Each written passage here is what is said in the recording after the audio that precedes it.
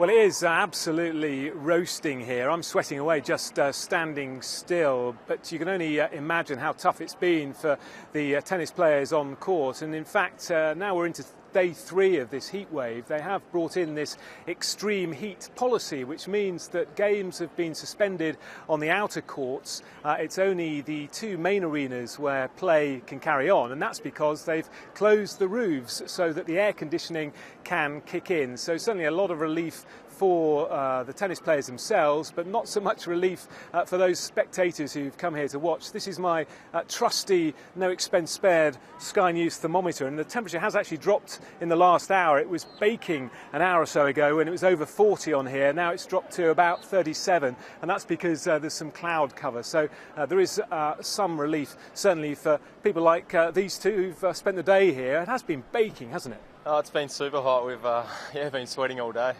What have you been doing to keep cool? Lots of water, a few sneaky beers, and as much shade as we can find. And they've brought in this policy now. There has been quite a lot of controversy because it wasn't brought in earlier. Do you think it should have been brought in earlier, or do you think they've timed it pretty well? Oh no, they have to look after the players. So I think it makes sense. It just means that we have to hang out and wait till it cools down before we can go and watch a game.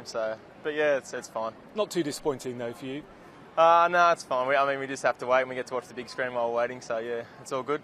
And there are long queues at the ice cream stalls and the drinks stalls, the bars. How are you keeping cool? Just drinking lots of water, and Nick bought me a towel earlier today, so that's been really handy. What a gentleman. Yes. Excellent. All right, guys, well, thank you very much. I'll let you go and find some shade. Good to speak to you. And, of course, it's not just the tennis players and the spectators here who are suffering at the moment. There is a big fear of bushfires. 3 states here in Australia are on bushfire alert at the moment. And we're even hearing today that there have been big power outages here in Melbourne. A major shopping centre had a power outage. All the lights went out, the aircon stopped working, and people were panicking and struggling to get out. So certainly pretty serious situation.